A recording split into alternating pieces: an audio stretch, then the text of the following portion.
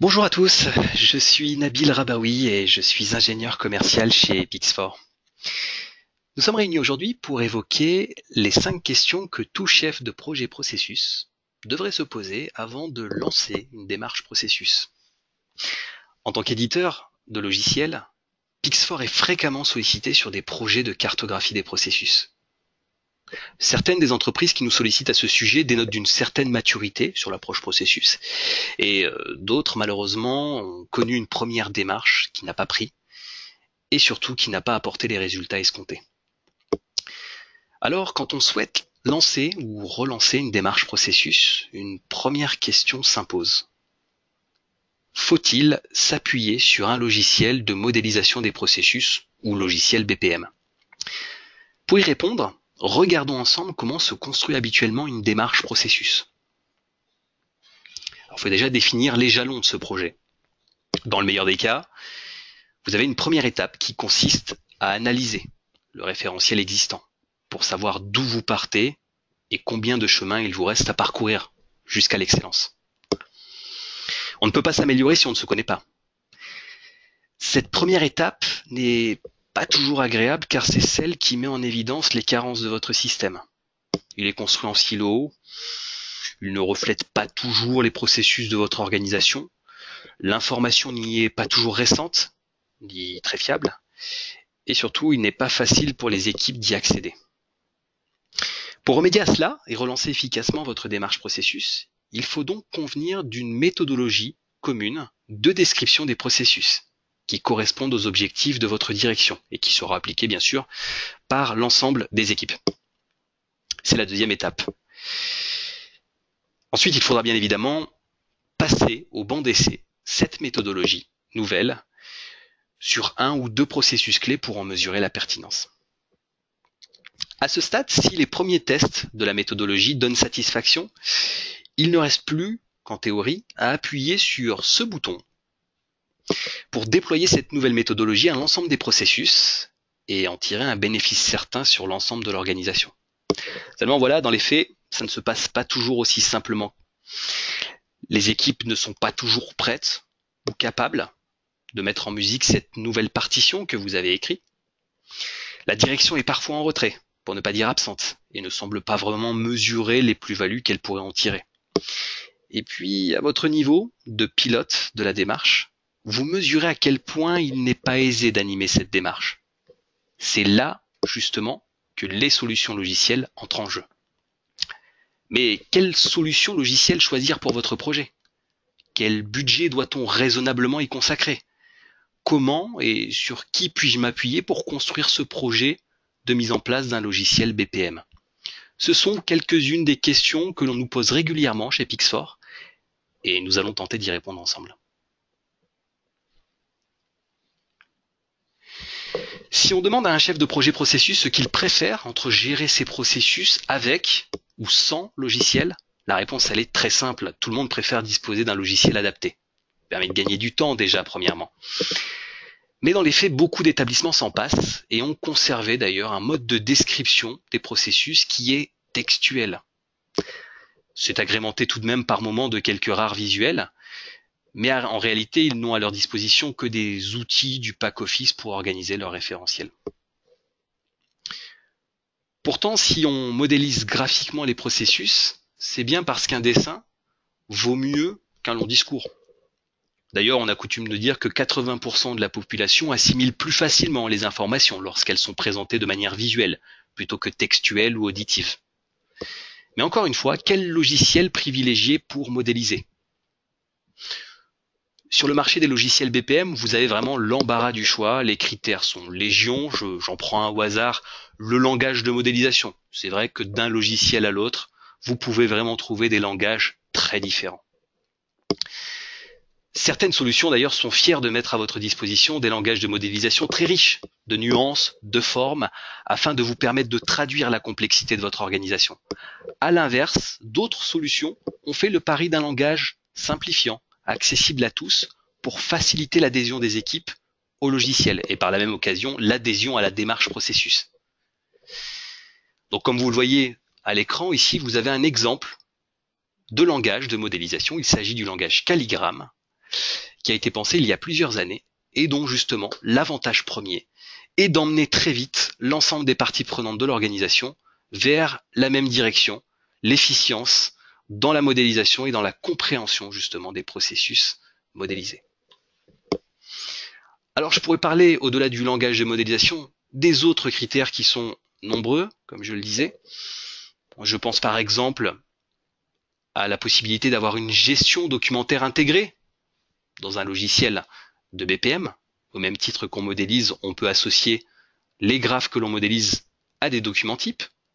Il y a également tout ce qui va être de l'ordre des workflows de validation qui permettent de garantir en fait l'intégrité du référentiel. Vous en avez un qui s'affiche là tout de suite à l'écran. Une gestion également fine des rôles et des moyens que vous pouvez solliciter pour illustrer certains de vos processus ou certaines de vos procédures. Et puis aussi pour finir, un aspect collaboratif pour permettre aux uns de capitaliser sur la connaissance des autres. Cela passe par des échanges instantanés qu'on peut nouer dans le cadre de la modélisation d'un logigramme. Alors je m'arrête là. Ce que je viens de vous présenter, ce sont les fonctionnalités de la solution de BPM Pix4. Mais en réalité, avant même de se poser la question des critères que je souhaite avoir à ma disposition dans mon futur logiciel, il y a bien d'autres questions qu'il faut se poser en amont. Par exemple, quelles sont vos attentes? Ou devrais-je dire quelles sont les attentes de l'organisation? Et là, en fonction du point de vue duquel on se place, les attentes sont un petit peu différentes. Vous avez le gestionnaire du système qui, lui, va vouloir avoir une vision globale de ce qui est modélisé et de voir un petit peu comment cela va vivre dans le temps. Il va avoir besoin aussi de driver également son équipe de pilotes de processus. Et puis vous avez également les pilotes de processus qui, eux, vont chercher à gagner du temps et puis aussi vont vouloir se concentrer sur leur processus dédié pour en évaluer l'efficacité au fil du temps au travers des indicateurs et des tableaux de bord qui leur seront proposés.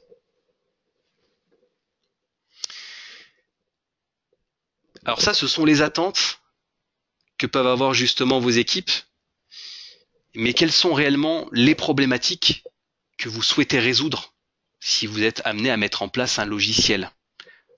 Est-ce que vos opérationnels ne vous remontent pas d'informations? Est-ce qu'ils trouvent votre démarche trop lourde?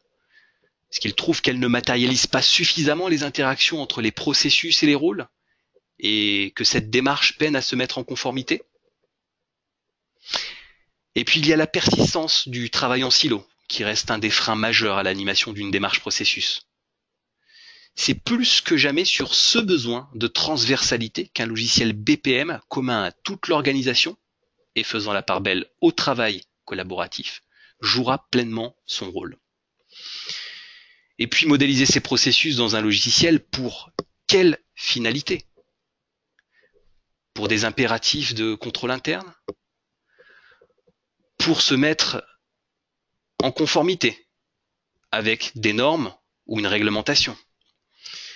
Pour transformer l'organisation? Ou même pour conserver la connaissance face à une vague de départ à la retraite? Qui va réellement tirer parti de vos processus? Est-ce que ce sera le pôle finance, le contrôle de gestion, l'audit interne?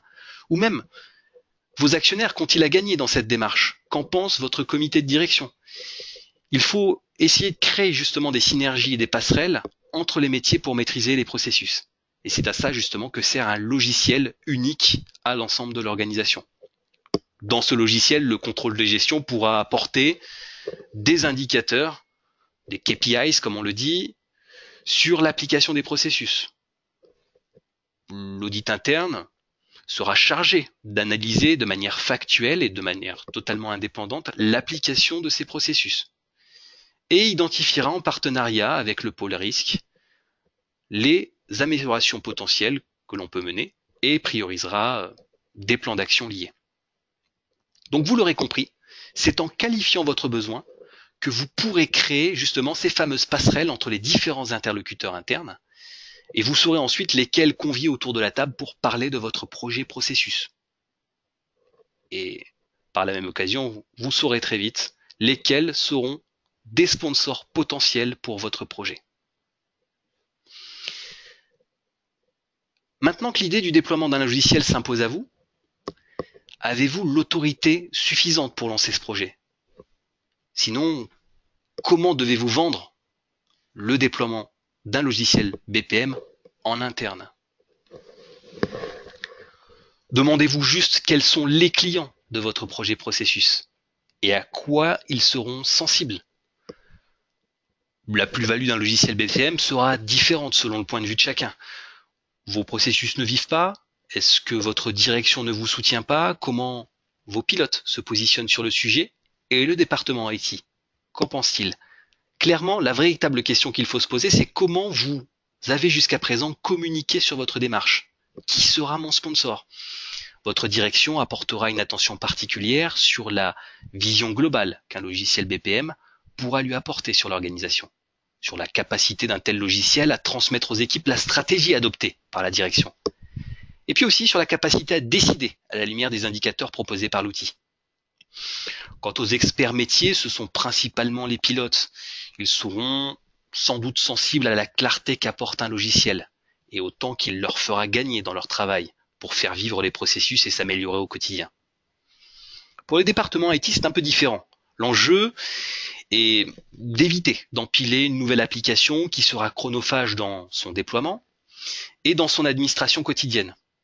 L'idée est donc de mettre l'accent sur les solutions BPM actuelles qui sont avant tout pilotées par les experts métiers et qui garantissent un haut niveau de sécurité des données.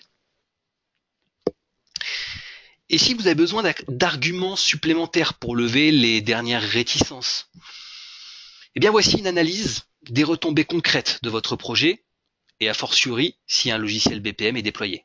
On comprend ici que l'organisation va y gagner, que ce soit au niveau de l'agilité, dont l'impact de la démarche a été estimé positif à près de 78%, que ce soit sur les interactions que vous aurez vis-à-vis de vos clients, et donc, par la même occasion, l'impact que cela peut avoir sur votre politique de satisfaction client. Que ce soit également sur les coûts opérationnels. On constate aujourd'hui qu'une démarche processus a un impact qui s'évalue à près de 74%. Que ce soit également sur la capacité de votre organisation à être conforme par rapport à vos attentes, là aussi les indicateurs sont quand même très flatteurs lorsqu'une démarche processus vit et surtout en plus si elle est pilotée par un logiciel BPM.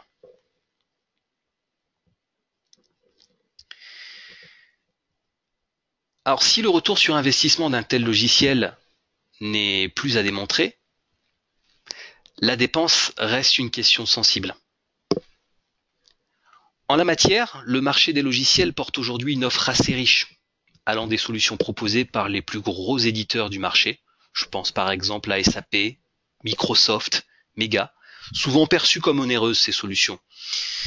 Mais le marché va également jusqu'à des solutions conçues par des éditeurs à taille humaine. Je pense par exemple à Pixfor. Des solutions qui sont plus abordables et qui arrivent à se démarquer par leur approche fonctionnelle. Et puis posez-vous des questions pragmatiques. Quel est votre budget par rapport aux objectifs que vous souhaitez atteindre? Le coût d'un tel projet logiciel va dépendre de l'envergure que vous lui donnerez. Allez-vous impliquer l'ensemble de vos pilotes et de vos équipes dans ce projet? S'agit-il par exemple d'un projet ciblé sur un ou deux processus clés, comme c'est parfois le cas dans le cadre d'un projet SIRH? Un projet SIRH qui nécessite que le processus RH, ainsi que toutes les procédures attenantes et les interactions avec les rôles concernés au niveau des ressources humaines, soient tous totalement redéfinis pour tenir compte de l'impact du nouveau logiciel SIRH dans le travail quotidien des équipes. Plus généralement, on remarque chez Pixfor que le budget habituel pour accéder à la solution Pixfor Process s'estime entre 8 000 et 10 000 euros la première année. Il s'agit d'une estimation moyenne, mais elle permet nettement de relativiser la dépense. Et ça permet de se lancer plus facilement dans un projet de cet ordre. Pour finir, il est quand même important d'évoquer une dernière variable qui reste quand même incontournable dans ce genre de projet, c'est le temps.